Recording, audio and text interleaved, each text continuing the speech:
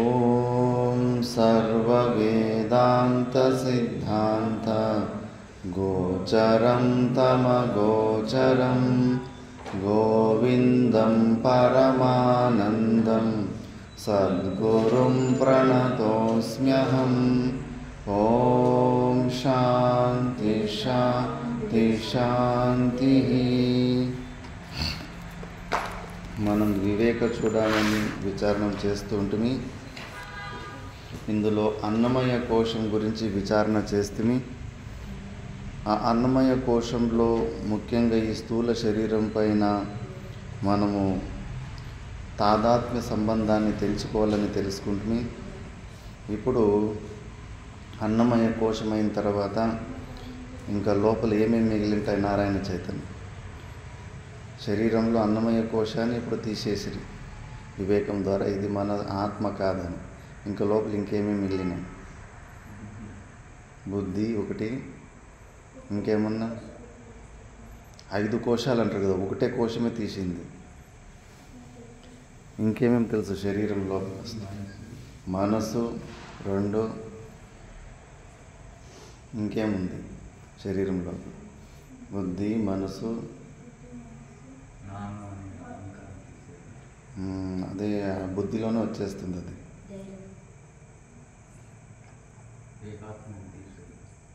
ప్రాణం లేదు లోపల. ప్రాణము, మనసు, బుద్ధి, ఇంకొకటి ఆనందం, అనుభవం. ఆనందం ఒక అనుభవం లోపల. ఇంకా అన్నే కదా మనకి తెలిసినది. ఇంకేమైనా ఉన్నాయా? ఇంకా కనిపించే స్థూల శరీరం అంతా మట్టిలో వెళ్ళిపోతుంది. మనకి కంటికి కనిపించే రక్తము, మాంసము, ఎముకలు, ఎముకలో ఉన్న పూనుగు, వీర్యం, ఇవన్నీ కూడా కనిపించేటివి. ఇవన్నీ మట్టిలో వెళ్ళిపోతాయి. ఇవి కాకుండా మనకి ఇంక శరీరం లోపల ఉండే వస్తువుల్లో ప్రాణం అంటే కొద్దిగా ఐడియా ఉంది, మనసు అంటే కొద్దిగా ఐడియా ఉంది, బుద్ధి అంటే ఒక ఐడియా ఉంది, అనుభవం, ఆనందం అనుభవాలు కూడా కొద్దిగా ఐడియా ఉన్నాయి. సరే, ఇప్పుడు ఈ శరీరం మొత్తం పోయింది. ఇప్పుడు ఫస్ట్ ప్రాణం. అందుకే అన్నమయ కోశం తర్వాత ప్రాణమయ కోశంలో మనకు ప్రాణమే నేను భావన ఉంటుంది. ప్రాణం ఉంటే నేను ఉంటాను, ప్రాణం లేకపోతే నేను ఉండను.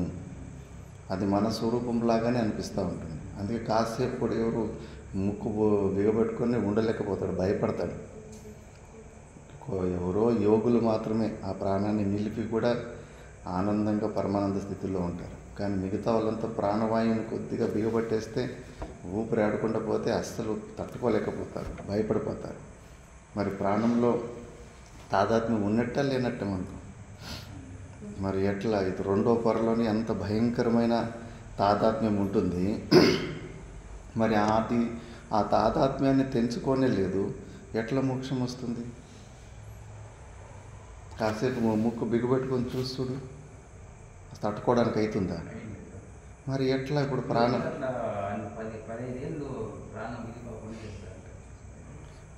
అది యోగులు ఆ ప్రాణాన్ని బంధించేస్తారు, ఊపిరి తీసుకోరు. వాళ్ళకి నువ్వు ముక్కన్న మూసుకో, ముక్కేంది మొత్తము పుట్టలు పెరిగేస్తాయి. పుట్టలు పెరిగేసినాయంటే ఇంక ఏమి శరీరంలో ఏ పార్ట్లు పనిచేయవు. వాల్మీకి రత్నాకరుడు అని దొంగ ఏంటాడు, కూర్చొని అలాంటివి కూడా తపస్సు చేస్తూ ఉంటే కానీ ఆ పుట్ట పెరిగేసి ఉంటుంది. పుట్ట పెరిగిద్దంటే మాంసం ఒక్క డ్రాప్ మాంసం ఉండదు. ఎముకలను కూడా తినేస్తాయి చెదులు, మొత్తం మట్టి అయిపోయింది. ప్రాణం ఆపేసి ఉంటారు, స్తబ్ద రూపంలో ఉంటుంది. ఈ ఊపిరి బయటికి పోయేది, లోపలికి పోయేది వాళ్ళు ఆపేస్తారు యోగులు. వాళ్ళు స్వయంగానే అభ్యాసం చేసుకొని దాన్ని ఆపేస్తారు. మనం ఆపగలమా? మరి ప్రాక్టికల్గా చెక్ చేసుకోవాలి కదా. ఊరికి ఎంత వింటే ఏం చేసుకోవాలి? ప్రాణం మీదనే మనకున్న మోహం పోలే, ప్రాణమే నేను అనే భావనలో ఉన్నాం. ఇంకా దీనిపైన మళ్ళీ 3 కోశాలు ఉన్నాయి. ఇక్కడ ఇరుక్కుపోయాం మనము. ప్రతి ఒక్కరికి నేను పెద్ద జ్ఞాని అని ఫీలింగ్ అయిపోతూ ఉంటాను. నువ్వు అంత జ్ఞానం అయితే ఊపిరి ఆడకుండా కాసేపు ఉండి చూద్దాం. ప్రాణం నీ ధర్మం కాదు కదా. దాన్నే ఇప్పుడు ప్రాణమయ కోశం గురించి చెప్పనీకి వస్తున్నారు. అన్నమయం నిరూప్య తతః అనంతరం ప్రాణమయం శ్రౌతక్రమేణ అనాత్మానం నిరూపయతి కర్మేంద్రియైః ఇత్యాదిన ద్వాభ్యాం. ఇప్పుడు అన్నమయ కోశాన్ని నిరూపించిన తర్వాత ప్రాణమయ కోశాన్ని నిరూపించబోతున్నారు. ఫస్ట్ ప్రాణమయ కోశంలో ఏమేమి ఉంటాయని. कर्मेन्द्रियै पञ्चभिरञ्चितोऽयं प्राणो भवेत् प्राणमयस्तु कोशः येनात्मवानन्नमयोऽनुपूर्णः प्रवर्तते सौ सकलक्रियासु कर्मेन्द्रियै पञ्चभिरञ्चितोऽयं प्राणो भवेत् प्राणमयस्तु कोशः येनात्मवानन्नमयोऽनुपूर्णः प्रवर्तते सौ सकलक्रियासु। कर्मेन्द्रियै पञ्चभिरञ्चितोऽयं प्राणो भवेत् प्राणमयस्तु कोशः येनात्मवानन्नमयोऽनुपूर्णः प्रवर्तते सौ सकलक्रियासु। कर्मेन्द्रियै పంచభిః పంచ కర్మేంద్రియాలతో పాటు పంచ కర్మేంద్రియాలు ఏమి నారాయణ చైతన్యం కర్మేంద్రియాలు స్టార్టింగ్లో ఆ వివేక చూడమనిలో వచ్చిన ఇవన్నీ తత్వబోధంలో ఉన్న విచారాలు మంగళ చైతన్య కర్మేంద్రియాలందరూ ಏನಪ್ಪ 5 ಕರ್ಮೇಂದ್ರಿಯಗಳು ಯಾವುವು ಪಾದ ಪಾಣಿ ಉಪಸ್ಥ ಗುದ ನಾಲಿಗೆಯಲ್ಲಿರೋದು ವಾಕ್ ನಾಲಿಗೆಯಲ್ಲಿ 2 ಇಂದ್ರಿಯ ಇರುತ್ತೆ ಒಂದು ರಸನೇಂದ್ರಿಯ ಒಂದು ವಾಗೀಂದ್ರಿಯ అర్థమైందా కర్మేంద్రియాలు వాక్ పాణి పాద మాట అది నాలుకలో ఉంటుంది మళ్ళీ చేతుల్లో కాళ్ళలో మూత్రేంద్రియాలు మలేంద్రియాలు ఈ 5 కర్మేంద్రియాలు జ్ఞానేంద్రియాలు 5 ఎక్కడ ఉంటాయి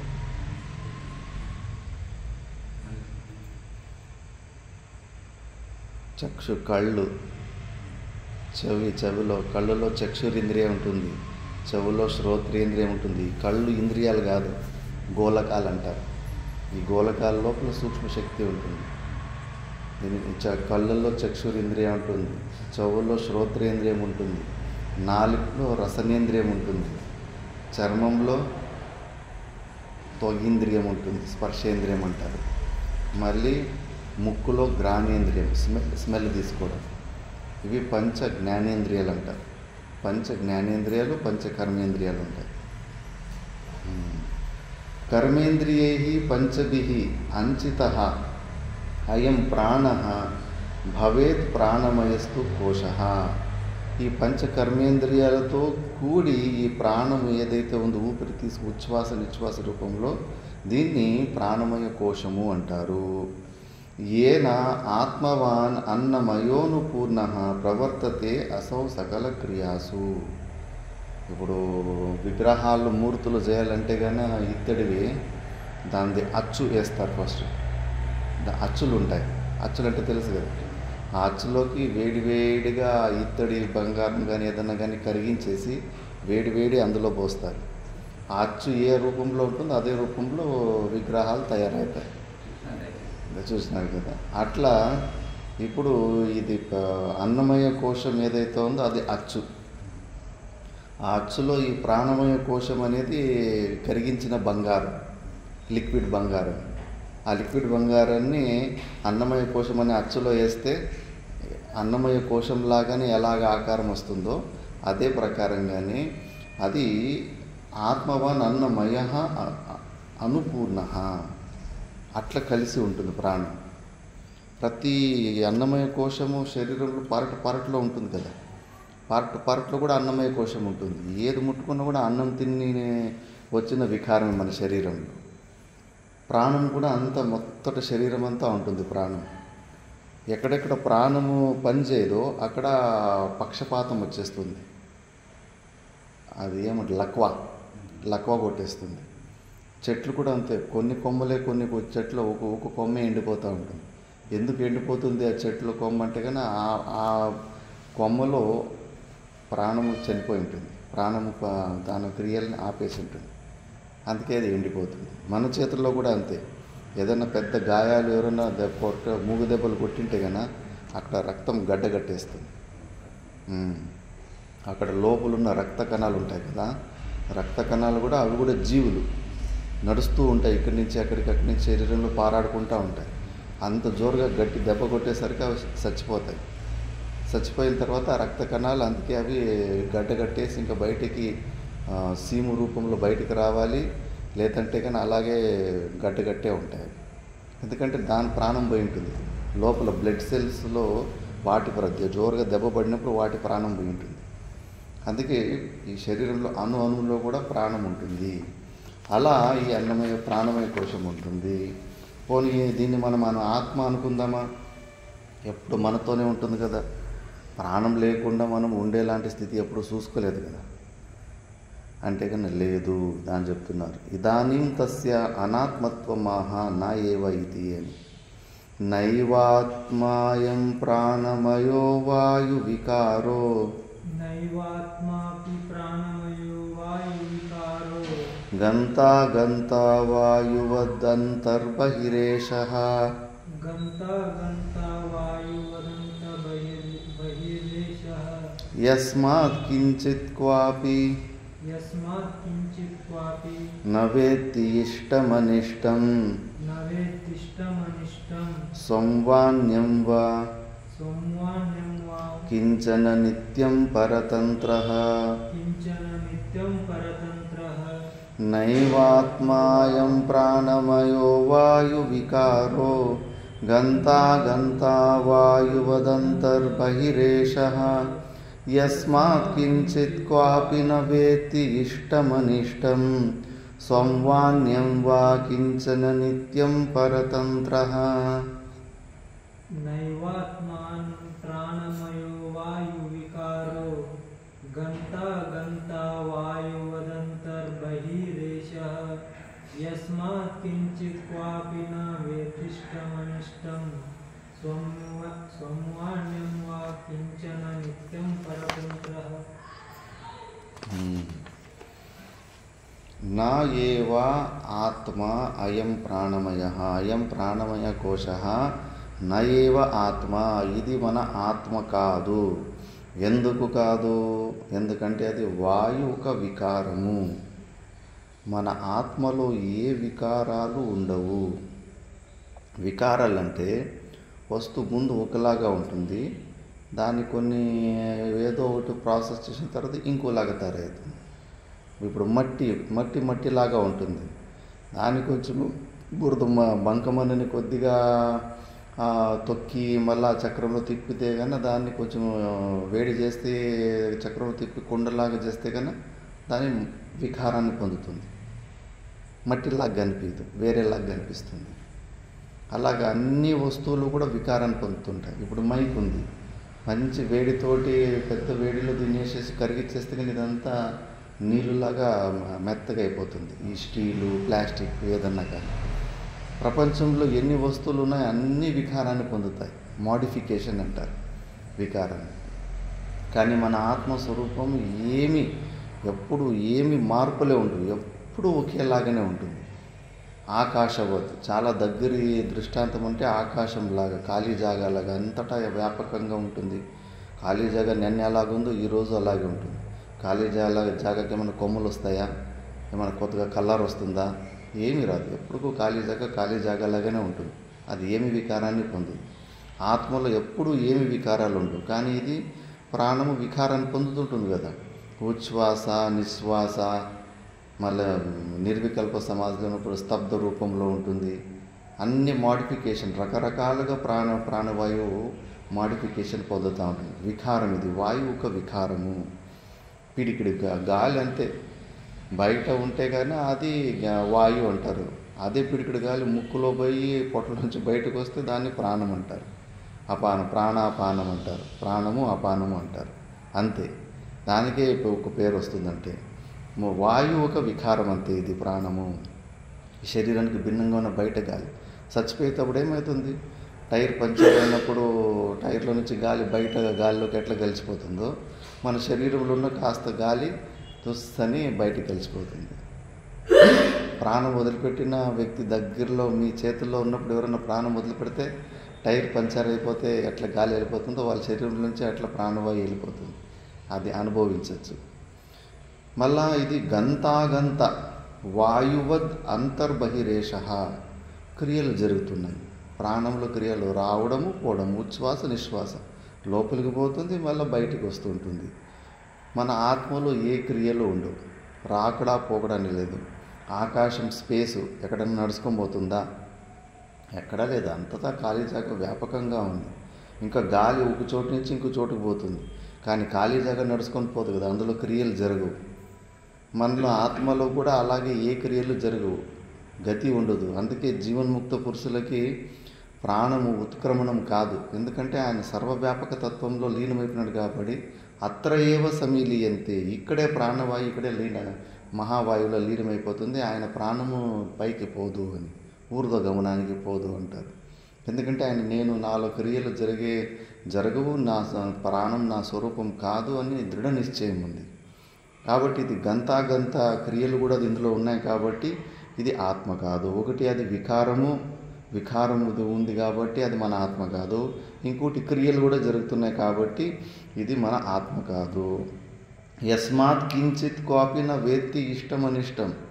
మన ఆత్మస్వరూపము చెవుకి చెవు, శ్రోత్రేంద్రియానికి శ్రోత్రేంద్రియము, చక్షురింద్రియానికి చక్షుహు, రసనేంద్రియానికి నాలిక లాంటిది, త్వగింద్రియానికి త్వగం లాంటిది. అంటే అన్ని అనుభవాలు మనకు తెలుస్తూ ఉంటాయి. అన్నిటినీ ప్రకాశించే స్వరూపము. అందుకే యోగులు ధ్యాన స్థితికి వెళ్ళిపోతే ఇడీ ప్రపంచంలో ఎవడు, అమెరికాలో ఆస్ట్రేలియాలో ఎవడు ఉన్నాడో వాడు అక్కడ ఏం చేస్తున్నాడో అన్నీ కూడా తెలుసుకునేస్తారు. మళ్ళీ తెచ్చేసి పలానా చోట్ల అట్లా జరుగుతుంది ఇట్లా జరుగుతుంది అని చెప్పేసి. ఒకసారి కైవార తాతయ్య అని బెంగళూరు దగ్గర ఒక సిద్ధపురుషుడు ఉంటాడు. సిద్ధపురుషుడు ఉంటే అక్కడ ఒకసారి చేతిలో ఒక బట్ట తీసుకొని ఇట్లా తుడిమి ఇట్లా తడుపుతూ ఉంటాడు. ఏంటి గురుగారు ఇట్లా చేస్తున్నారంటే, అయ్యో తిరుపతిలో బ్రహ్మోత్సవం జరుగుతూ ఉంటే దీపానికి పక్కలో ఉన్న బట్టలకు అంటుకొని అగ్గి అంటుకోండి రథంలో, దాన్ని నేను ఆర్పేస్ని అంటాడు. రాజుకు కోపం వస్తుంది. నాటకాలు చేస్తున్నావా? ఇక్కడి నుంచి నువ్వు తిరుపతిలో ఏం జరుగుతుందో నీకు తెలుస్తుందా అని బట్టలు పంపిస్తాడు. అప్పుడు ఏం బస్సులు ఏం లేదు, వాళ్ళు పై వచ్చేసరికి 2 రోజులు అవుతుంది. అక్కడ పోయి తెలుసుకొని వస్తే నిజమే బ్రహ్మోత్సవం జరిగేటప్పుడు మంటలు పడింటాయి, వాళ్ళ అవంతికి అవే ఆరిపోయి ఉంటాయి. అంత కెపాసిటీ. ఇక్కడ కూర్చొని బెంగళూరు నుంచి తిరుపతికి ఒక 200 చిల్లర కిలోమీటర్లు ఉంటాయి. అంత దూరంలో ఉండి ఎట్లా తెలుస్తుంది వాళ్ళకు? ఎందుకంటే వాళ్ళ ఆత్మస్వరూపంలో అంత సర్వసాక్షి, సర్వవ్యాపక తత్వంలోకి వెళ్ళిపోతారు. రమణ మహర్షి దగ్గరికి ఎవరో విదేశీ భక్తుడు వస్తాడు. వాడిది అమెరికాలో ఎక్కడో బీచ్లో.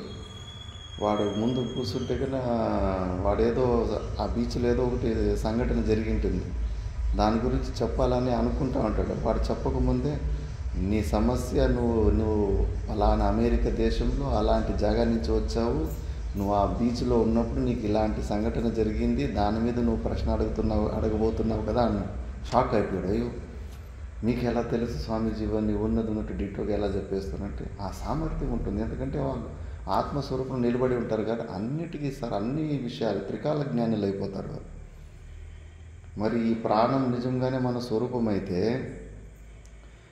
యస్మాత్ కించిత్ క్వాపిన వేత్తి ఇష్టం అనిష్టం. మనం మంచిగా నిద్రపోయింటిమి, రాత్రిపూట్ల మన జేబుల నుంచి చూడన్న దొంగ డబ్బులు కొట్టేసుకొని పోతే ఈ ప్రాణానికి ఎందుకు తెలియలేదు? ప్రాణం ఆడుతూనే ఉంది కదా, మనం మంచిగా పనుకో ఉంటుంది. ఈ ప్రాణం నిజంగానే ఒకవేళ ఆత్మస్వరూపం అయితే ఎవరు దొంగతనం చేసినారో అది తెలుసుకోవాలి కదా. తెలియదు. పనుకున్నప్పుడు ఎవరైనా దొంగ వచ్చి దొంగతనం చేసుకోతే మనకి ఏమీ తెలియదు. అందుకే నా వేత్తి ఇష్టం అనిష్టం. అసలు ఏది మంచిది ఏది చెడుది అని ఏమి దానికి తెలుసుకునే జ్ఞానం లేదు ప్రాణంలో. మరి అది మన ఆత్మస్వరూపం ఎలా అవుతుంది? మన ఆత్మ అట్లా కాదు, అన్నిటినీ తెలుసుకుంటుంది. కాబట్టి స్వం వా అన్యం వా కించన నిత్యం పరతంత్ర. అప్పుడు ఉపనిషత్తులో ఒక మంత్రం వస్తుంది. ఇప్పుడు నారాయణ చైతన్య ఆయన పొగలు అంటే పిలిస్తే కానీ నువ్వు తిరిగి చూస్తావా లేదా? మరి పనుకున్నప్పుడు ప్రాణం నిజంగానే దానికి చైతన్యం ఉంటే ఓ ప్రాణమా అని పిలిస్తే ప్రాణమా లేవు అంటే కానీ లేస్తాడు వ్యక్తి. 10 మంది పనుకో అంటారు. ప్రాణమా లేవు అంటే కానీ లేస్తాడు ఆవిడ. అది వాడి పేరు పెట్టు పిలు. హే రాఘవేంద్ర లేవు అంటే కన్నా భయపడుతూ లేచేస్తాడు. దానికి పేరు కూడా లేదు. ప్రాణం అనే పేరు మనం పెట్టుకున్నాం కానీ దాని పేరు ఏమని కూడా తెలియదు. అంటే చాలా జడరూపమైనది. ప్రాణం జడము, చైతన్యం కాదు. మళ్ళీ పరతంత్ర, తానంతకు తాను నిలబడుతుంది ప్రాణము. శ్వేతకేతుకు వాళ్ళ నాన్న 9 రోజుల్లో అన్నం పెట్టుడు. ఫస్ట్ రోజు అన్ని మంత్రాలు అవి ఇవి చెప్తే కానీ టకటకటకటకని అన్ని కంఠస్థం చెప్పేస్తాడు. 9 రోజులు అన్నం పెట్టుకుంటూ పోతే చెప్పరంటే బాగా కంఠస్థం చేసిన ఒకటి కూడా గుర్తుకు రాదు. ప్రాణం పోయేటట్టు ఉంటుంది. అయ్యో ప్రాణం పోయేటట్టుంది, కొద్దిగా నీళ్ళు అని అడుగుతాడు. పరతంత్రమే కదా. ఆ అన్నము తింటే ప్రాణం ఉంటుంది, లేకుంటే వెళ్ళిపోతుంది. 3 నెలలు మ్యాక్సిమం సైన్స్లో కూడా. ఒకవేళ 3 నెలలు వ్యక్తి కంప్లీట్గా నీళ్లు తాగకుండా అన్నం తినకుండా మ్యాక్సిమం 3 నెలలే బతికారు. అది అడవిలో ఎవరన్నా చిక్కిపోయిన వాళ్ళు. 3 నెలల కన్నా ఎక్కువ బతికిన రికార్డే లేదు. చచ్చిపోతారు మనిషి. నీళ్ళు అన్నం ఇవ్వకపోతే కన్నా చచ్చిపోతారు.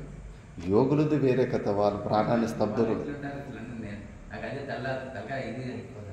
వాళ్ళ ప్రాణాన్ని ప్రాణాయామం చేసుకొని దాన్ని స్తబ్ద రూపంలో సుప్త అవస్థకు తీసుకెళ్ళిపోతారు. దాని అవసరం లేకుండా దానికి అతీతంగా వెళ్ళిపోతారు.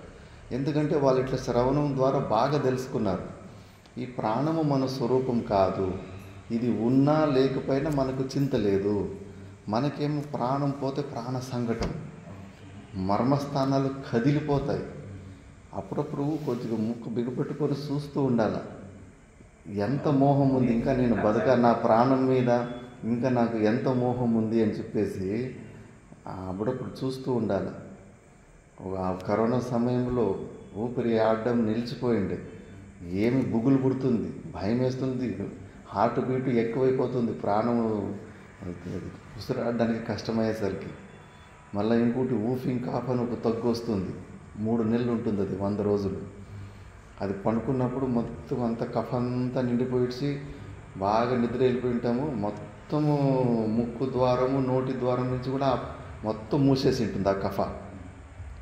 సడన్గా లేస్తే కానీ ఊపిరి కూడా తీసుకోలేము. మళ్ళీ ఎట్లా తీసుకోలేదు ఊపిరి అని ఇట్లా అంత కష్టంగా మనం ఊపిరి తీసుకోవాలి.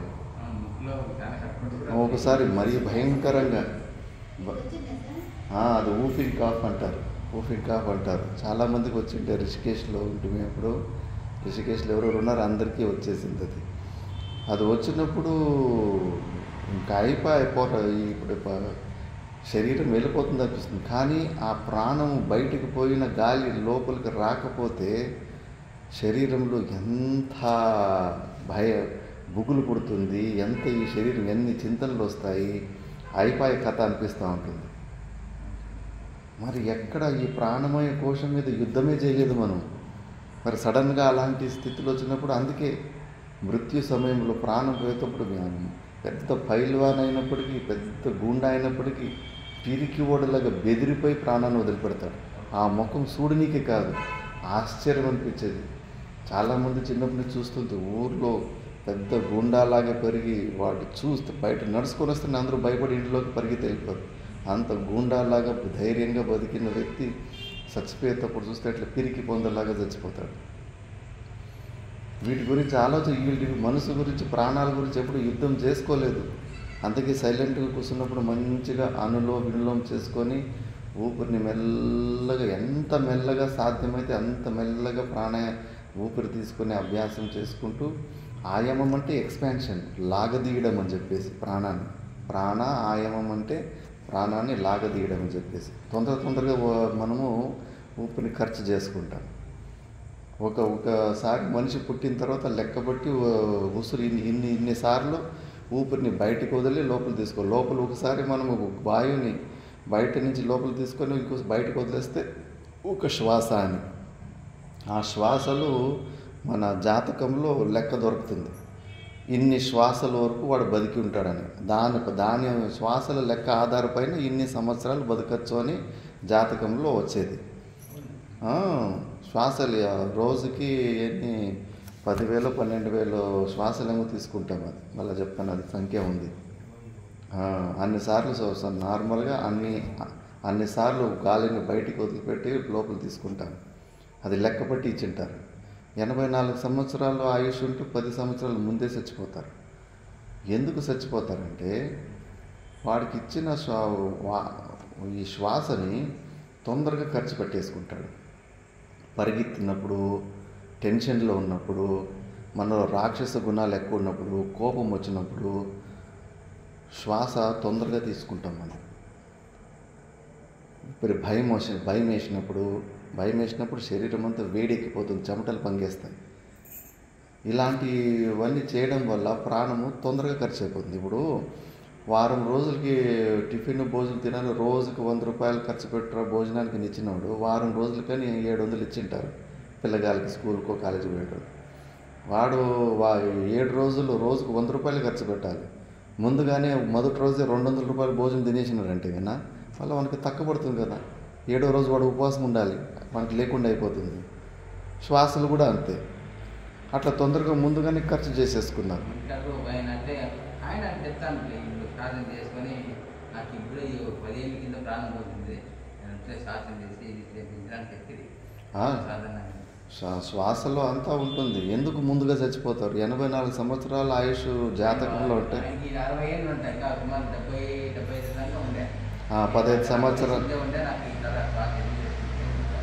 శ్వాసని మెల్లగా తీసుకుంటే కన్నా కొంతమంది అందుకే 120 సంవత్సరాలు, 150 సంవత్సరాలు, 200 సంవత్సరాలు బతుకుతారు యోగులు. 1000 సంవత్సరాలు బతికిన వాళ్ళు కూడా ఉన్నారు యోగులు. ఎట్లా బతికిపోతారు వాళ్ళు అంటే వాళ్ళకి ఇచ్చిన శ్వాసని ఖర్చు పెట్టలే, వాళ్ళు నిలిపేసిరి. నువ్వు వారం రోజులకి 700 రూపాయలు వేస్తే కానీ ఆ 700 రూపాయలు వాడు అసలు వాడికి ఆకలే పుట్టలేదంటే కన్నా వాడు ఖర్చే చేయలేరు. 700 రూపాయలు అలాగే పెట్టుకున్నాడు కాబట్టి అది ఆయుష్ ఎక్కువైపోతుంది వాడికి. ఎట్లే సింపుల్ అంతే. ఊపిరిని తొందరగా తీసుకోకు, మెల్లగా తీసుకో. ప్రాణాయామం చేసుకోవాలి. ఎప్పుడెప్పుడు అవకాశం దొరుకుతూ ఉంటుంది ఇట్లా మెల్లగా కుడి ముక్కులో ఇట్లా మెల్లగా ఒక గాయత్రి అంటారు, ఒక గాయత్రి మంత్రం జపం చేసేటప్పుడు ఎంత సమయం పడుతుందో అంత సమయంలో మెల్లగా తీసుకోవాలి. మెల్లగా తీసుకున్న తర్వాత పొట్టలో దానికన్నా ఎక్కువ సమయం ఆపాలి. మళ్ళా ఈ ఎడమ చెవులు ఎడమ ముక్కులో మెల్లగా వదిలేటప్పుడే ఫాస్ట్గా వదిలేస్తాం, మెల్లగా వదిలిపెట్టాలి. మళ్ళీ ఏ ముక్కులో వదిలింటావు గాలిని అదే ముక్కులో మళ్ళీ తీసుకోవాలి. మెల్లగా అంటే మెల్లగా ఎంత సాధ్యమైతే. మళ్ళీ ఎట్లా అంటే కన్నా మనకి ఊపిరి లోపలికి బయటికి ఆడకూడదు, అట్లే సైలెంట్గా ఆగిపోవాలి. ఈ పొట్ట ముందుకి వెనక్కి రాకుండా ఉండకూడదు, అంత నిదానంగా. అట్లా నువ్వు ప్రాణాన్ని బంధిస్తే కానీ నీ మనసు కూడా వృత్తులు తగ్గిపోతూ ఉంటాయి. నువ్వు మనసుతోటి అది ఇది పనికిరాని ఆలోచిస్తూ ఉంటే కానీ ఊపిరి కూడా ప్రాణవాయువు కూడా చాలా తొందరగా నడుస్తూ ఉంటుంది, టకటక అని. అందుకే నువ్వు మనసునన్నా నిలుచుకో, ప్రాణం నిలుస్తుంది. లేదా ప్రాణాన్నన్నా నిలబెట్టు, మనసు నిలుస్తుంది. ఇవి చేయాలి సాధకులు చేసేది. శంకరాచార్యులు లాస్ట్ మూమెంట్లో భజగోవిందులో ప్రాణాయామ ప్రత్యాహార అని చెప్పేసి ఇవి ఎప్పటికీ గేయం గీత నామ శాస్త్రం అని ఇవన్నీ మంచి మంచి సాధనలు ఏమున్నాయో దేన్ని మనం వదిలిపెట్టకూడదు, అవి చేసుకుంటూ ఉండాలి.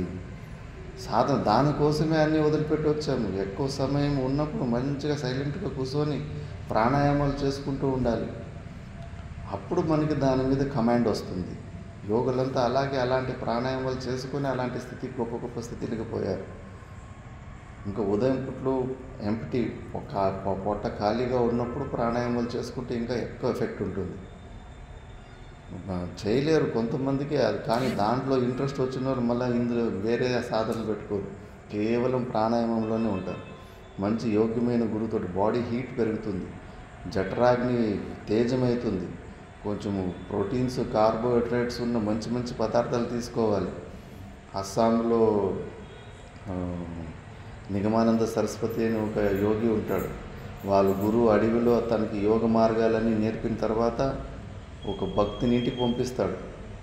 మంచి వెన్న, నెయ్యి, డ్రై ఫ్రూట్స్, కాజు, బాదాము ఇవన్నీ కూడా సామాన్య వ్యక్తులు తినేదానికన్నా మంచి rich, high protein, high carbohydrates ఉన్న భోజనం తీసుకోవాలి ప్రాణాయామంలో.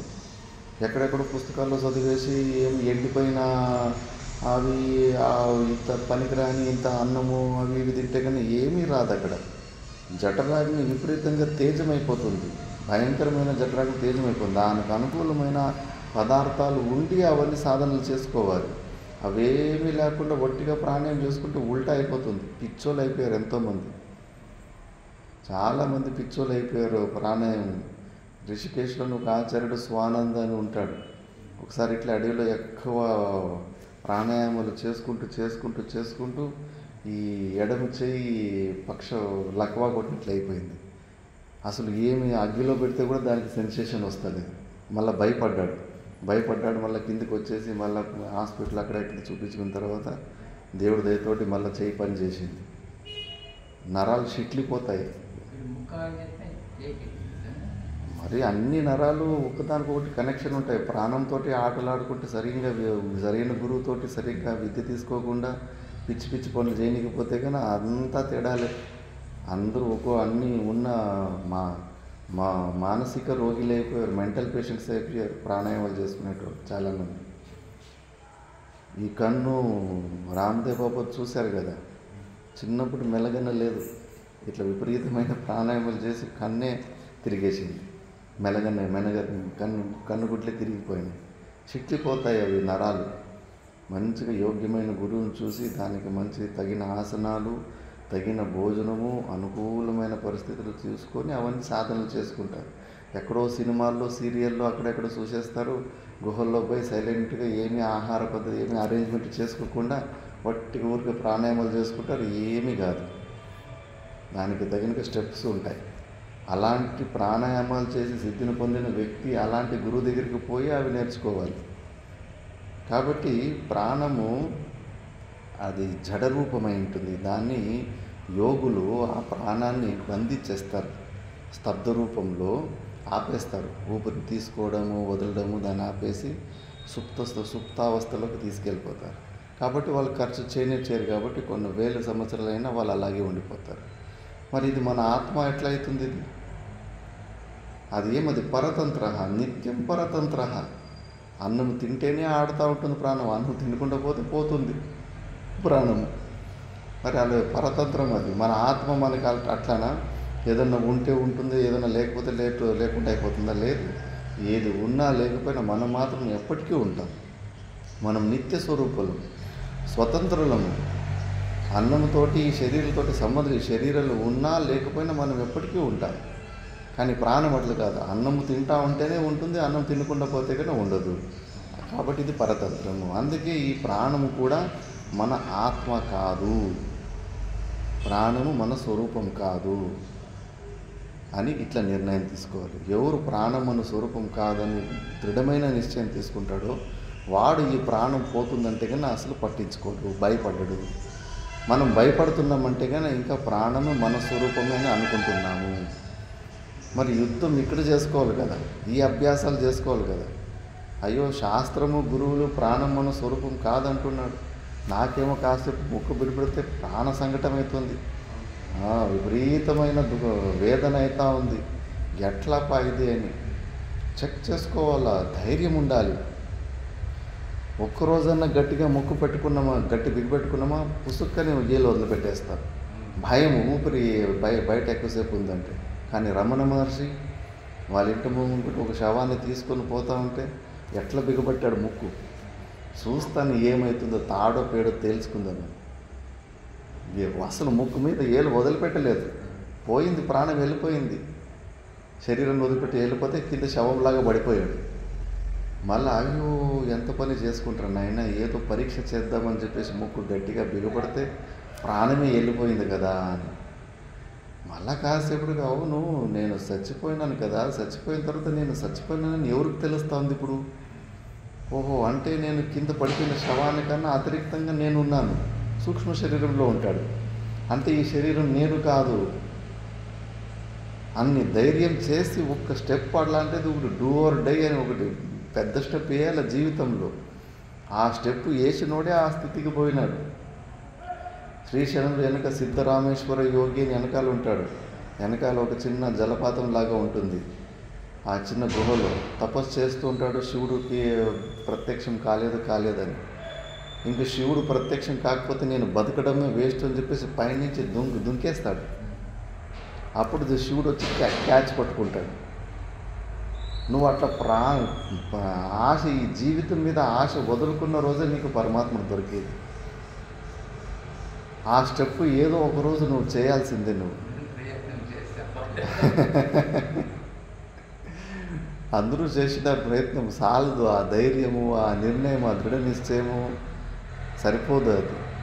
అందుకే శ్రవణంలో మళ్ళీ ఈ విషయమే చెబుతూ ఉంటే, వింటూ ఉంటే, మా గురుగారు చెప్పింది, చూడు నాయన, 55 సంవత్సరాల వరకు నువ్వు ఈ శాస్త్ర ఆలంబనను వదిలిపెట్టకు. ఇప్పుడు ఏమి మనకు వైరాగ్యము రావడానికి కష్టంగా ఉంది కదా, 55 సంవత్సరాల తర్వాత శరీరంలో ఏదో ఒకటి సమస్యల మీద సమస్యలు పెరుగుతూ ఉంటాయి. వైరాగ్యం, అబ్బా ఎందుకైనా ఇంకా ఈ శరీరంలో ఉన్నామప్ప, భగవంతుడు ఎప్పుడు తీసుకెళ్ళిపోతాడప్ప అని విపరీతమైన వైరాగ్యం పుడుతుంది. ఆ వైరాగ్యం పుట్టే సమయం స్వాభావికంగా వైరాగ్యం పుడుతుంది. కాబట్టి అప్పటి వరకు అప్పట్లో వివేకం, నీ జ్ఞాన నిశ్చయం గట్టిగా ఉంటే కన్నా నువ్వు ఇలాంటి పెద్ద పెద్ద స్టెప్పులు వేసుకోవచ్చు అప్పుడు. కానీ ఈ జ్ఞాన నిశ్చయం లేదు కాబట్టి మళ్ళీ అప్పుడు స్వాభావికంగా వచ్చిన వైరాగ్యం కూడా పనిచేయదు. విసుగు వస్తుంది ఈ శరీరం మీద. వయసు అయిపోయిన తర్వాత ఎందుకు ఆత్మహత్యలు ఎందుకు చేసుకుంటారు? ఇప్పుడిప్పుడే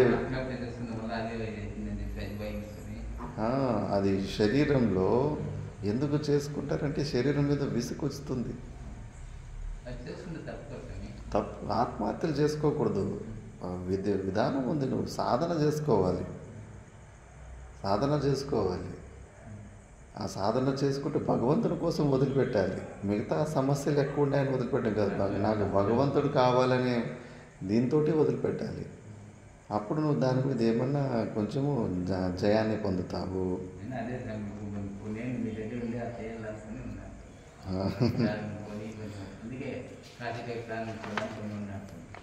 అందుకే ఫస్ట్ ఈ నిర్ణయాలు దృఢం కావాలి కదా.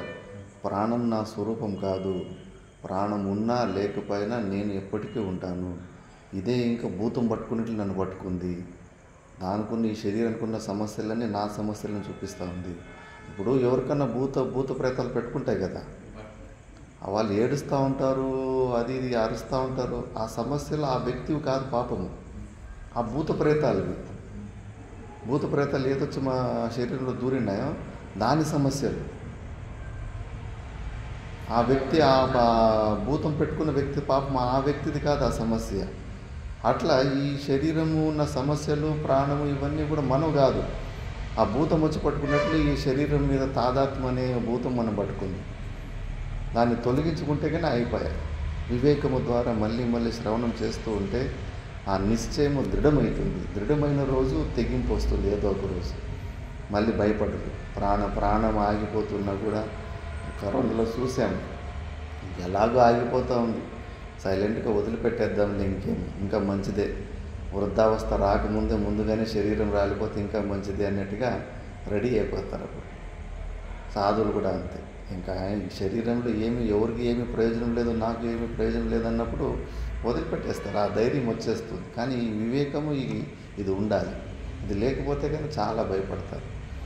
ప్రాణం పోయేటప్పుడు ఎందుకు అంటే అప్పుడు మోహం అనేది సహస్ర వృశ్చిక దష్ట అని 1000 తేళ్ళు ఒక్కసారి కరిస్తే ఎంత నొప్పేస్తుందో అంత నొప్పేస్తుంది. దీని మీద ఉన్న మోహం మనం పెట్టుకుంటే కానీ. అదే ముందుగానే దీని మీద ఆశను వదిలిపెట్టేస్తే కానీ ఇంకా హల్కా అయిపోతుంది. సరేలే, ఓం తత్ సత్ అని చెప్పేసి వదిలిపెట్టేస్తారు శరీరాన్ని. దాన్నే ఇప్పుడు చెప్తున్నారు. ఇప్పుడు ప్రాణమయం అందుకే మన ఆత్మస్వరూపం కాదని చెప్పారు. నెక్స్ట్ మనోమయ కోశం. దీని గురించి చాలా పొడవు చెప్పుకుంటూ పోతారు. ఇదానీ మనోమయం నిరూపయతి జ్ఞానేంద్రియాని ఇది. మనోమయ కోశం అంటే ఏంటి అంటే ఇప్పుడు ఈ శ్లోకంలో చెప్పుతున్నారు. జ్ఞానేంద్రియాణి చ మనశ్చ మనోమయః స్యాత్. జ్ఞానేంద్రియాణిశ్చ మనశ్చ మనోమయశ్చాత్. కోశో మమాహమితి వస్తు వికల్పహేతుః. కోశో మమాహమితి వస్తు వికల్పహేతుః. సంజ్ఞాదిభేదకలనా కలితో బలీయాన్. సంజ్ఞాదిభేద కలనా కలితో బలీయాన్. తత్పూర్వకోశమనుపూర్య విజృంభతే యః. తత్పూర్వకోశమనుపూర్య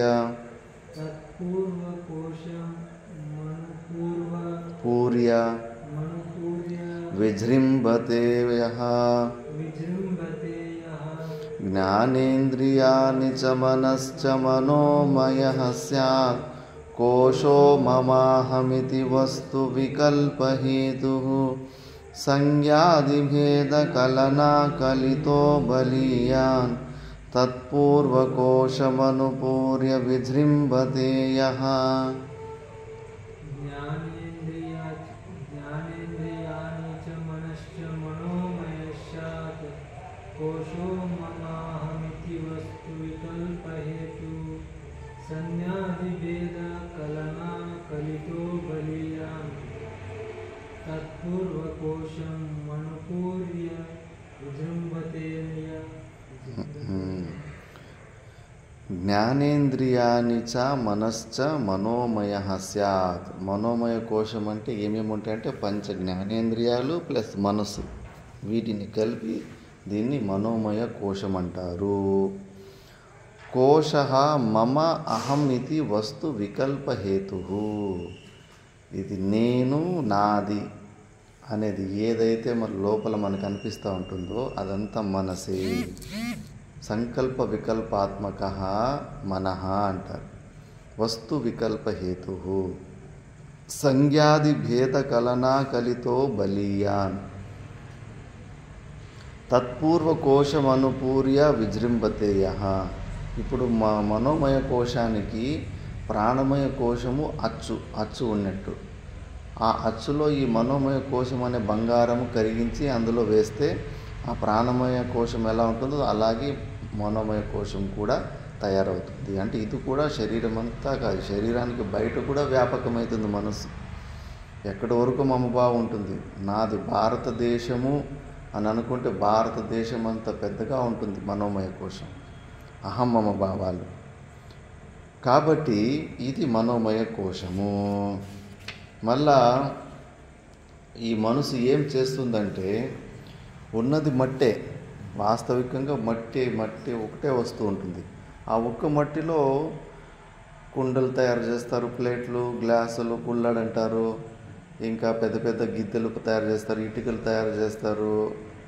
ఇవన్నీ మట్టి అయినప్పటికీ కూడా ప్లేటు వేరు, ఇటుక వేరు, అది వేరు, ఇది వేరు అని భేదాల్ని తెప్పించేస్తుంది.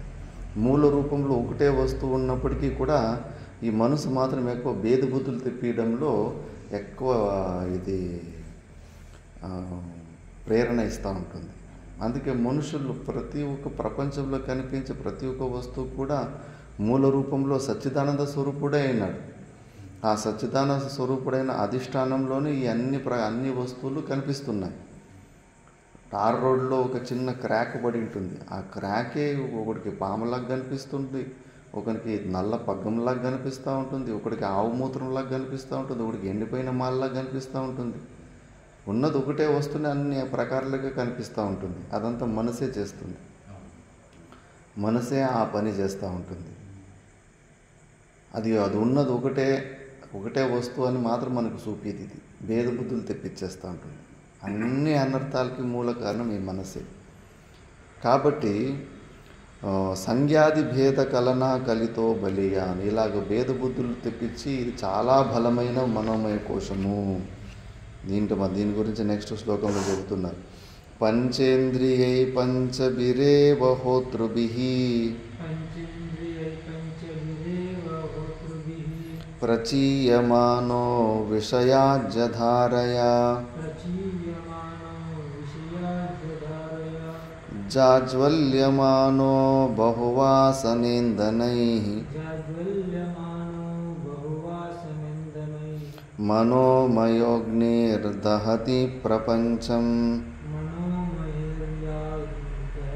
ప్రపంచం పంచేంద్రియై పంచభిరేవ హోతృభిః ప్రచీయమానో విషయాజ్యధారయా జాజ్వల్యమానో బహువాసనేందనైః మనోమయోగ్నిర్దహతి ప్రపంచం పంచేంద్రియై పంచభిరేవ హోతృభిః ప్రచీయమానో విషయాజ్యధారయా జాజ్వల్యమాన బహువాసనిందనైః మనోమయాగ్నిర్దహతి ప్రపంచం. ఈ మనోమయము ఎంత డేంజర్ అంటే ఒక యజ్ఞ రూపంలో చూపిస్తున్నారు. పంచేంద్రియై పంచభి, పంచ ఇంద్రియాలు జ్ఞానేంద్రియాలు ఏమున్నాయో, ఏవ హోతృభి, ఇవి హోతృలు. యజ్ఞాలు చేయడానికి పురోహితులు కూర్చుంటారు కదా, యజ్ఞాలు చేపించేటోళ్ళు. అలాగే హోతృలు ఉన్నట్టు పంచ జ్ఞానేంద్రియాలు. ప్రచీయమాన విషయాజ్య ధారయ, మళ్ళీ విషయాలు ఎట్లాంటి నెయ్యి పోస్తాం కదా యజ్ఞంలోకి, ఎంత నెయ్యి పోస్తే అంత ఇంకా అగ్గి ప్రజ్వలంగా ఇది పెరుగుతూ ఉంటుంది. ఈ విషయాల్లో ఆ యజ్ఞంలో పోస్తే నెయ్యి లాంటివి. జ్వాజ్వల్యమానో బహువాసనేందునైః, కింద ఇంధనాలు సమిధులు అవి వేస్తాం కదా, అవి ఏంటంటే మనలో ఉన్న వాసనలు. పూర్వజన్మలో ఏమేమో అనుభవించుంటాం. ఒక లడ్డు తినింటాము, ఇప్పుడు ఆ లడ్డు ఎదురు కనిపించిందంటే తట్టుకోలేము, దాన్ని చూసి తిని అనుభవించాలని ఇప్పుడు కోరిక. ఈ వాసనలు అవి ఇంధనాలు. మనోమయోగ్నిర్, ఆ అగ్గి ఏముందో అది మనోమయ కోశము. మనోమయ అగ్నిర్ దహతి ప్రపంచం, మొత్తం ప్రపంచం ఈ మనోమయ అగ్ని రూపంలో కాలిపోతూ ఉంది. మనమందరూ మనోమయ కోశంలోనే కాలిపోతున్నాం, తహతహలాడిపోతున్నాం, చంపేస్తూ ఉంది మనోమయ కోశం. భాష్యకారు భగవాన్లు 16 శ్లోకాలతోటి మనోమయ కోశం గురించి చెప్పారు. అన్ని అనర్థాలకి ఇదే చాలా డేంజర్ కోశము. ఈ మనసు అనేది, మనమేమో ఆ మనసుకే గులాములం అయిపోతాం. ఎప్పుడూ అది ఇచ్చే నిర్ణయాల మీద మన జీవితం నడుస్తూ ఉంటుంది. ఒక్కసారి దాని మీద కమాండ్ తీసుకోండి. మనసు ఇచ్చే నిర్ణయాలు నమ్మకుండా, గురువులు శాస్త్రం చెప్పేది మాత్రమే నేను చేస్తానని దృఢ సంకల్పం తీసుకోండి. అప్పుడు మనసుకు అవకాశం ఉండదు. అట్లెట్లుంటాం? మనసు చెప్తుంది లేదు నువ్వు ఇప్పుడు అది చేయి ఇది చేయి అంటే కానీ అది చేసుడే, నువ్వు అక్కడ పో ఇక్కడ పో అంటే అక్కడ పోవుడే. అది చెప్తా ఉంటుంది, టాస్కులు ఇస్తూ ఉంటుంది. నువ్వు అక్కడ పో అక్కడ బాగుంటుంది, ఇక్కడ పో ఇక్కడ బాగుంటుంది. మనం దాని మాట వినడు పోవుడంతే. ఎప్పటి వరకు మనం మనసులో గులాములుగా ఉంటామో ఈ బంధం నుంచి బయటకు రాలేము. దాని మీద కమాండ్ రావాలి. మనసు చెప్పినంత చేసుకోవడం. శాస్త్ర విహితమైనది ఏదైనా చెప్తుంటే చేయొచ్చు, శాస్త్రం నిషిద్ధమైనది సాధన భంగమై ఇలాంటివి ఎలా చేద్దామో అది నిర్ణయిస్తే దాన్ని తీసి పక్కన పెట్టేయాలి. దాన్నే ఇప్పుడు నెక్స్ట్లో చెప్తారు, ఇంకా జోరుగా చెప్తారు. అన్వయ వ్యతిరేకాభ్యాం తస్య బంధకత్వమాహ అని. నహ్యస్త విద్యా మనసోతిరిక్త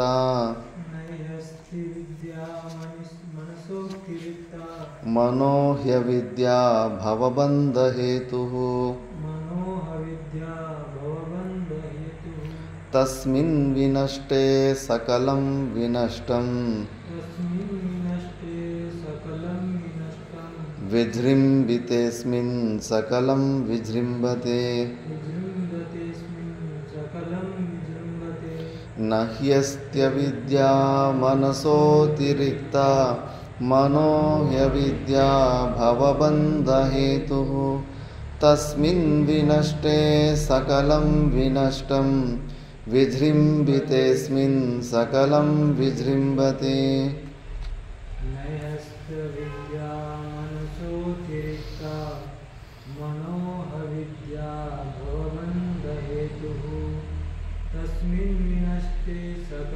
వినష్టం విజృంభితేస్మిన్ సకలం విజృంభతే.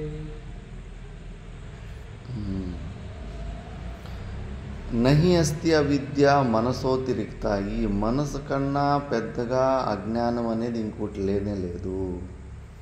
మనోహి అవిద్య భవబంధ హేతు. ఈ భవబంధానికి కారణరూపమైన నిజమైన అవిద్య అంటే మనసే. ఎట్లా తెలుస్తుందంటే సుషుప్తి అవస్థలో తస్మిన్ వినష్టే సకలం వినష్టం. సుషుప్తి అవస్థలో మనసు బుద్ధులు ఉండవు. అవి లేకపోతే కానీ మొత్తం మాయం, సమస్యలే లేవు, ప్రపంచం లేదు, ఈ శరీర భానం కూడా లేదు. కేల్కతం దుఃఖాన్ బంధు. సుషుప్తిలో కారణ అవిద్య ఉన్నప్పటికీ కూడా అక్కడ సమస్య లేదు. ఏమన్నా సుషుప్తిలో మనకేమైనా ఇబ్బందులు ఉన్నాయా? ఏమి ఇబ్బందులు లేవు. ఇంకా అలాంటి స్వప్నాలు లేని నిద్రకి పోయి వస్తే ఫ్రెష్ అయిపోతాం, ఫుల్ ఎనర్జీ వచ్చేస్తుంది మనకు. మంచిగా ఇంకా పాఠాలు, క్లాసులు మంచిగా. స్వప్నాలు లేని నిద్ర వస్తే పుణ్యం ఉన్నోళ్ళకి స్వప్నాలు లేని నిద్ర వస్తుంది. స్వప్నాలు వస్తాయి. మరి స్వప్నాలు వస్తున్నాయంటే జాగ్రత్త అవస్థలోని సంస్కారాన్ని బట్టి వస్తుంటాయి. పూర్వజన్మలో కూడా కొన్ని మిక్స్ అవుతూ ఉంటాయి. జాగ్రత్త అవస్థ ఒక కార్యమే స్వప్నం. మనం ఏమేమి ఎలాంటి విషయాల గురించి ఎందుకు రావు స్వప్నాలు? మనసు బాగా చంచలంగానే ఉంది నీది, నిశ్చలంగా ఎక్కడుంది? ధ్యానంలో ధ్యానమగ్నంలో కూర్చుంటున్నావు పగలంతా. కళ్ళు చెవులు అన్నీ ఫుల్ యాక్టివ్గా ఉంటాయి. అక్కడ ఇక్కడ తిరుగుతూనే ఉంటావు. మరి అంత మనసు యాక్టివ్గా ఉన్నప్పుడు అదే మనసే మళ్ళీ స్వప్నంలో అన్ని కొత్త ప్రపంచాన్ని దానికి అనుకూలమైంది సృష్టించేస్తుంది. ఒకసారి భారతదేశంలోకి బ్రిటిష్ కాలంలో ఒక ప్రొఫెసర్ వచ్చాడంట. వాళ్ళు ఏనుగులు ఉండవు అక్కడ, జర్మనీ అక్కడ ఆ ప్రదేశంలో ఏనుగులు ఎప్పుడు చూసే ఉండరు. ఇప్పుడంటే సర్కస్లో అక్కడెక్కడ జూల్లో తీసుకొచ్చి సాకుంటున్నారు. కానీ అప్పట్లో స్టార్టింగ్లో అయితే ఏనుగులు అలాంటి జంతువుని చూసే ఉంటారు వాళ్ళు. భారతదేశానికి వచ్చేసి ఆ ఏనుగులు విపరీతంగా ఉండే కదా అప్పుడు. ఇంకా ఏనుగులు చూసేస్తే ఆశ్చర్యంగా అది బుర్రలో ఫిక్స్ అయిపోయింది. ఆశ్చర్యమైనది ఏదైనా చూస్తే కానీ బుర్రలో బాగా రిజిస్టర్ అయిపోతుంది. మళ్ళీ అంతా స్త్రీలు వాళ్ళంతా చీరలు కట్టుకొని, బట్టలు కూడా వేరేలాగా కట్టుకుంటారు భారతదేశంలో. మిగతా దేశంలో ఇలాంటి చీరలు గీర్లు ఏమి ఉండవు. సడన్గా ఈ దేశంలో మళ్ళీ బ్రిటిష్ వాళ్ళు కూడా కొంతమంది ఉంటారు కదా. ఎవరో బ్రిటిష్ అమ్మాయి స్కర్ట్ వేసుకొని, చిన్నపిల్లలు గౌన్ వేసుకుంటారు కదా, అలాంటి స్కర్ట్ వేసుకొని వచ్చేసరికి దాన్ని చూసాడు. అది కూడా బుర్రలో రిజిస్ట్రేషన్ అయిపోయింది. రాత్రి పనుకుంటే బయట నుంచి ఎవరో డోర్ కొడుతున్నారంట. ఎవరోని డోర్ తీసి నీకు చూస్తే ఏనుగు ఆ స్కర్ట్ వేసుకొని వచ్చేసిందంట. ఏనుగు గౌన్ వేసుకొని, ఆడవాళ్ళు వేసుకునే గౌన్ వేసుకొని ఏనుగు వచ్చేసిందంట. స్వప్నంలో మనం జాగ్రత్త అవస్థలో దేని గురించి హైలైట్గా చూసింటామో అవన్నీ మిక్స్ అయ్యి కొత్త ప్రపంచాన్ని స్వప్నంలో సృష్టించేస్తాం. స్వప్నము మన జాగ్రత్త అవస్థలో మనం ఏమి సాధనలు చేస్తున్నాం అనేది మనకు ఎలాంటి స్వప్నాలు వస్తున్నాయో అది ప్రూఫ్. స్వప్నంలో ఎక్కువ విషయభోగాలు చేస్తున్నామంటే కానీ మనం జాగ్రత్త అవస్థలో దాని మీదనే ఎక్కువ కాన్సన్ట్రేషన్ పెట్టాము అని. అందుకే స్వప్నాలు మన జాగ్రత్త అవస్థకి ప్రూఫ్. ఎలాంటి సాధనలు చేస్తుంటామో అలాంటి స్వప్నాలు వస్తూ ఉంటాయి. అదే నువ్వు మంచిగా ఇలాంటి సత్సంగాలు వింటూ ఉండు, యోగుల గురించి రోజుకు ఒక పురాణం కథ వింటూ ఉండు. ఆ యోగులు, సాధు సత్పురుషులు కళలోకి వచ్చేస్తారు. స్వప్నంలో కూడా నేను పాఠాలు చెబుతూ ఉంటాను. స్వప్నంలో కూడా అక్కడ ఎవరో శిష్యులు వస్తూ ఉంటారు. స్వామి ఇట్లా సమస్య అంటే ఏమి సమస్య లేదు, ఈ ప్రపంచంతా మిథ్య అని అక్కడ కూడా పాఠాలు చెప్తూ ఉంటాను. రావాలి. దీని మీద ఎక్కువ మనం మహత్వ బుద్ధితోటి వింటే కొన్ని రోజులకి ఇప్పుడు పాత సంస్కారాలు ఉన్నాయి. ఆ పాత సంస్కారాలని పోయిడ్చి మళ్ళీ ఈ కొత్త సంస్కారాలు వస్తాయి. స్వప్నంలో కూడా నాకు ఇలాగే పాఠాలు జరుగుతూ ఉంటాయి, భక్తులు వస్తుంటారు, ప్రవచనాలు చేస్తూ ఉంటాను. ఎందుకంటే ఇప్పుడు ఈ అలవాటు అయిపోయింది కదా. ఈ అలవాటు అయిపోతే కన్నా ఇదే ఎక్కువ వస్తూ ఉంటుంది. కాబట్టి ఈ మనసే సుషుప్తి అవస్థలో కూడా కొద్దిగా కారణ విద్య ఉంటుంది. అది కానీ దానివల్ల మనకేం ఇబ్బందులు లేదు కదా. కానీ ఈ దరిద్రం మనసు మళ్ళీ లేచిన తర్వాత మళ్ళీ వాపసు వచ్చిందంటే అన్ని సమస్యలు స్టార్ట్. అందుకే తస్మిన్ వినష్టే సకలం వినష్టం. ఆ మనసు పోయిందంటే మొత్తం సమస్యలు కేల్కతం దుకాన్ బంద్. విజృంభతేస్మిన్ సకలం విజృంభతే. ఆ మనసు ఒకటి ఉంటే చాలు అన్ని సమస్యలు స్టార్ట్.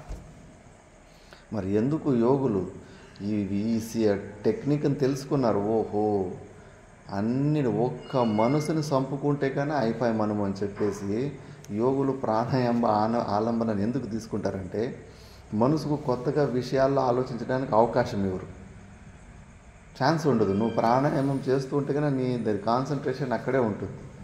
కాసేపు ఇట్లా సత్సంగం చేసుకుంటారు కొద్దిగా గ్యాప్లో, తర్వాత కాసేపు గంట 2 గంటల సేపు ప్రాణాయామం చేసుకుంటూ ఉంటారు. ఆ ప్రాణాయామం చేసుకునే అలవాట్లు ఎక్కువ చేసుకొని ఇంకా బలవంతంగా ఏదో ఒక రోజు దాని మీద విజయాన్ని పొందుతాం. ఏదన్నా కానీ try again you will win at last అని ఎక్కువ ఓపిక ఉండాల. 10-12 సంవత్సరాలు, ఇంత పొడవుగా మినిమం 11-12 సంవత్సరాలు పడుతుంది ఏదన్నా సిద్ధించాలంటే. మంత్రం కానీ ప్రాణాయామం కానీ మనకి ఎక్కడ 2-3 నెలలకి బోర్ కొట్టేస్తుంది. 2-3 నెలలు.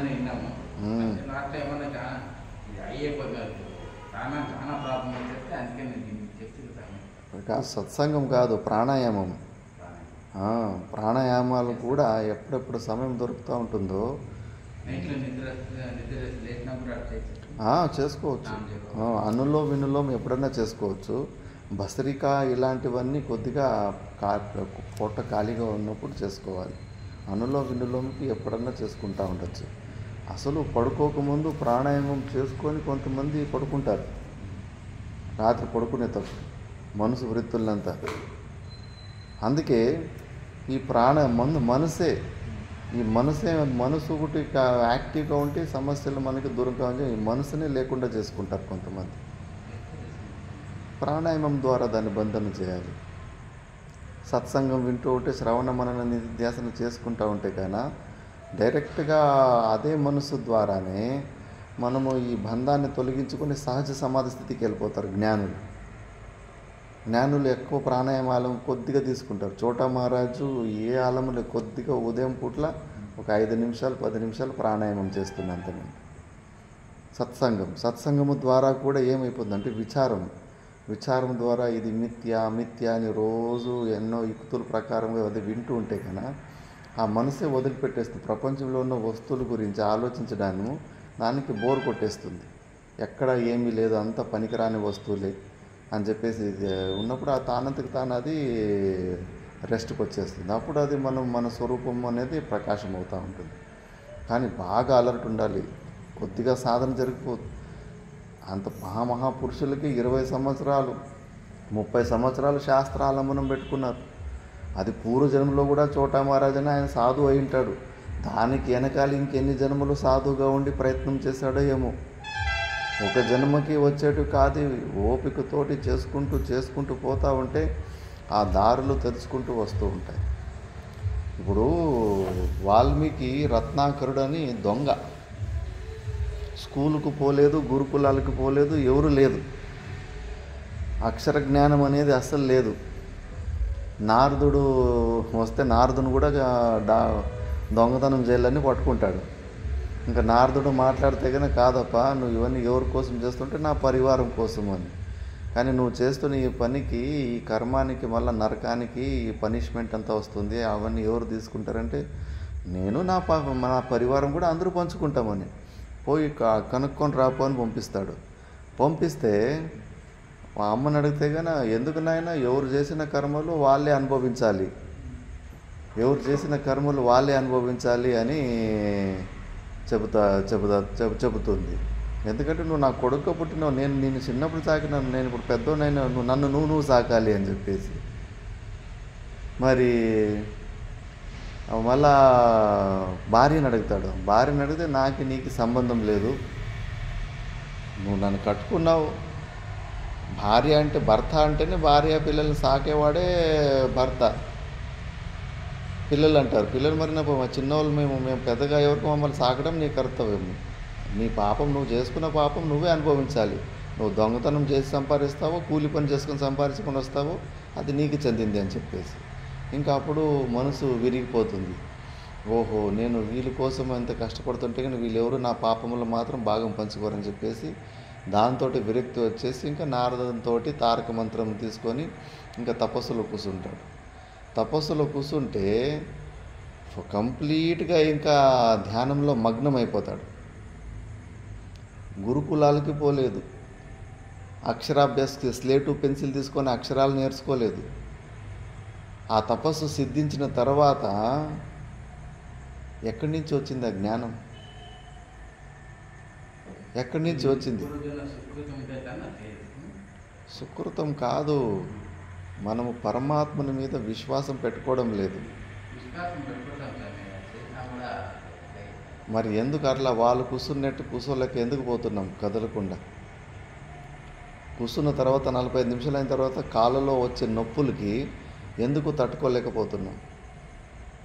వాళ్ళకు కూడా వాళ్ళు మన చేతులు కాళ్ళు ఉన్న మనుషులే.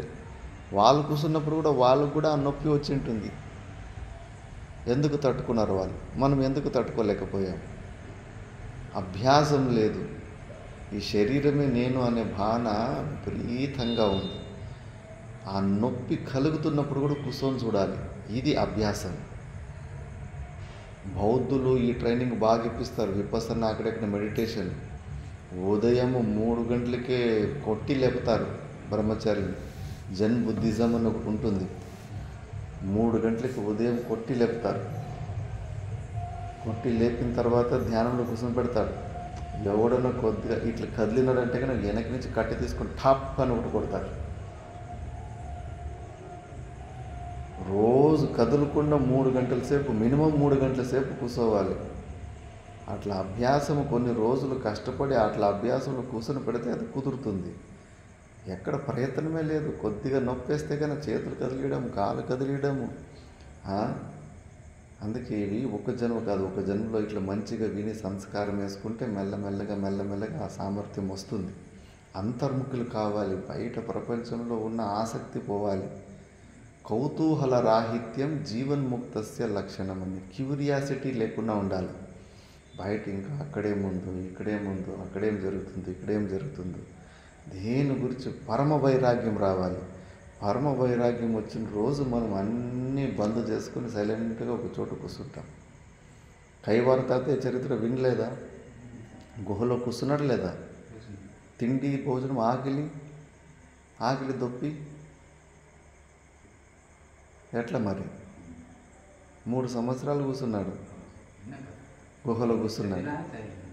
మరి మనం ఎట్లా? మనం రోజు మనకు భోజనం కావాలి కదా. మరి ఆయనకు 3 సంవత్సరాలు భోజనం లేదు, ఏమీ లేదు. ఎట్లా కూర్చున్నాడు మరి? తెగింపు. ఆ తెగింపు రావాలంటే ఇంకొంచెం శ్రవణం కావాలి. శ్రవణం అయ్యి వైరాగ్యం ఎక్కువైనప్పుడు ఏదో ఒకరోజు ఆ తెగింపు వస్తుంది. అప్పుడు మనం కూర్చోగలుగుతాం. లేదంటే కానీ ఎక్కడ పైన లేపేస్తుంది మనసు. లేపేసి మళ్ళీ ఇక్కడికి రావాల్సి వస్తుంది. కాబట్టి అన్ని అనర్థాలకి కూడా ఈ మనసే కారణము. మనసు ఉంటే అన్ని సమస్యలు, మనసు లేకపోతే ఏ సమస్య కూడా లేదు. కాబట్టి ఈ మనసుని గురించి కొద్దిగా టార్గెట్ చేయండి. దీన్ని ఎట్లా చంపుకోవాలి, ఎన్ని విధానాలు ఉన్నాయి. ప్రాణాయామం ఒకటి టెక్నిక్ తెలుసుకున్నారు. శ్రవణం ముందు వస్తుంది. దానికి సమాధానం రూపంలో కూడా చెప్తారు. ఈ మనసుని ఎట్లా చంపుకోవాలని చెప్పేసి దాన్నే ఇప్పుడు నెక్స్ట్ దీన్నే తదేవ విస్తరేణ ఉపపాదయతి స్వప్న ఇత్యాదిన. మనసు ఉంటేనే సమస్యలు, మనసు లేకపోతే సమస్య లేదనడానికి ఒక దృష్టాంతం ద్వారా చెప్తున్నాను. స్వప్నేర్థ శూన్యే సృజతి స్వశక్త్యా భోక్త్రాది విశ్వం మన ఏవ సర్వం తథైవ జాగ్రత్యపి నో విశేషః తత్సర్వమేతన్మనసో విజృంభణం స్వప్నేర్థశూన్యే సృజతి స్వశక్త్యా భోక్త్రాదివిశ్వం మన ఏవ సర్వం తథైవ జాగ్రత్యపి నో విశేషః తత్సర్వమేతన్మనసో విజృంభణం. స్వప్నేర్థశూన్యే సృజతి స్వశక్త్యా భోక్త్రాదివిశ్వం మన ఏవ సర్వం తథైవ జాగ్రత్తపి నో విశేషః తత్సర్వమేతన్మనసో విజృంభణం. స్వప్నే అర్థశూన్య. స్వప్నంలో కొండలు ఇవన్నీ ఏమి ఇక్కడి నుంచి స్వప్నం ఎంత చిన్న జాగాలో జరుగుతుందంటే మెదడులో చిన్న సుషుమ్న నాడి అని ఉంటుంది. ఆ చిన్న నాడి మైక్రోస్కోప్లో చూస్తే కూడా కనిపించదు, అంత చిన్నగా, అంత చిన్న ప్లేస్లో స్వప్నం జరుగుతుంది. ఇంత లోపల బుర్ర లోపల ఇంత చిన్న ప్లేస్లో ఆ సముద్రాలు, కొండలు, అంత పెద్ద పెద్ద సృష్టి ఎక్కడ ఉండడానికి సాధ్యమవుతుంది? మరి బయట నుంచి తీసుకొని పోనీకి లోపల పెట్టనీకి అవుతుందా? అందుకే స్వప్నాల్లో అర్థాలు లేవు, మెటీరియల్స్ లేవు, వాస్తవికంగా పాంచభౌతికమైన వస్తువులు లేవు. లేకపోయినా కూడా స్వప్నే అర్థశూన్యే. సృజతి స్వశక్త్య. ఈ మనసు స్వయం దాని శక్తి ద్వారా భోక్త్రాది విశ్వం మన ఏవ సర్వం, కంప్లీట్ ఒక కొత్త సృష్టిని సృష్టించి పడేస్తుంది. నదుల్ని, కొండల్ని అన్నిటినీ సృష్టించేస్తుంటుంది. ఎంత శక్తి ఉండాలి. అందుకే మనసులోనే అన్ని ప్రకారాలైన శక్తులు ఉంటాయి. ఎట్లా అక్కడ స్వప్నంలో ఏ వస్తువులు లేకపోయినా కూడా మనసే అంతా సృష్టిస్తూ ఉంటుందో, జాగ్రత్త అవస్థలో కూడా ఆ మనసే మొత్తం అంతా సృష్టిస్తూ ఉంటుంది. వాస్తవికంగా అక్కడ ఏమి ఉండవు. కాబట్టి మనసే మనకు ఈ సృష్టికి కారణము. ఆ సుషుమ్న నాడులో ఏ ఒక్క వస్తువు కూడా లేకపోయినా కూడా మనసే అన్నిటి సృష్టిస్తుంది. మళ్ళీ భోక్త్రాది విశ్వం, నేను భోక్త, అందులో మనదే ఒక శరీరాన్ని సృష్టించేస్తుంది. సృష్టించిన తర్వాత మళ్ళా పులిని కూడా మనమే సృష్టిస్తాము, భూత ప్రేతాలను కూడా మనమే సృష్టిస్తుంటాం. ఆ సృష్టించిన భూత ప్రేతాలను చూసి మళ్ళీ మనమే భయపడుతూ ఉంటాం.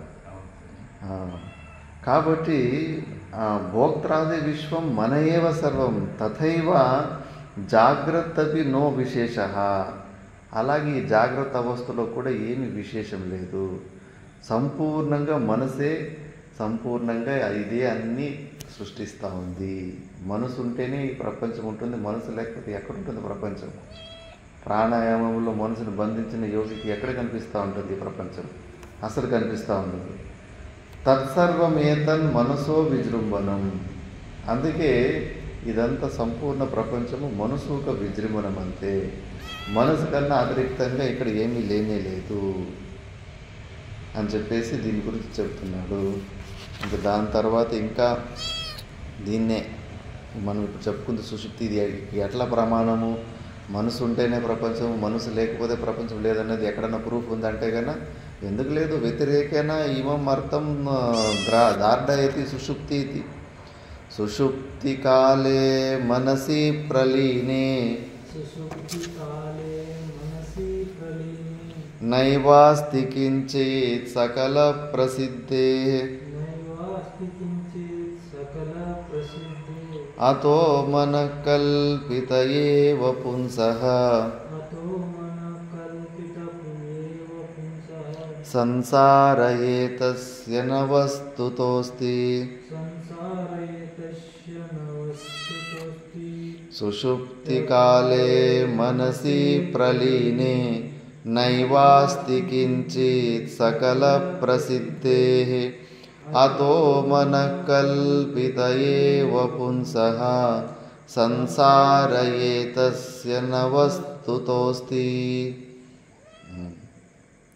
ఉచ్చారణ వాడు. సుషుప్తి కాలే మనసి ప్రలీనే నైవాస్తి కించిత్ సకల ప్రసిద్ధే అతో మన కల్పిత ఏవ పుంసః సంసార ఏతస్య న వస్తుతోస్తి. సుషుప్తి కాలే మనసి ప్రలీనే. సుషుప్తి కాలంలో మనసు స్వయంగా విరమించుకున్నప్పుడు నా ఏవా అస్తి కించిత్, ఏమీ లేదు, ప్రపంచం లేదు, ఈ శరీరం లేదు, ఈ లొల్లి లేదు. సకల ప్రసిద్ధే, పోనీ ఇది మనకి ఏమో తెలియదు కదా అంటే కనుక ప్రతి ఒక్క జీవునికి ఇది అనుభవగమ్యం. సుషుప్తి కాలంలో మనసు బుద్ధులు విరమించుకున్న తర్వాత కంప్లీట్ ప్రపంచమే అసలు ఉండదు. అతో మన కల్పిత ఏవ పుంసః. అందుకే ఈ మనసుతోటి కల్పించుకున్నది ఈ సంసార ఏతస్య నా వస్తుతోస్తి. అందుకే సుషుప్తి అవస్థలు మనకు ప్రమాణము. వాస్తవికంగా సంసారం లేదు, మనసు ద్వారా మనం కల్పించుకున్నదే.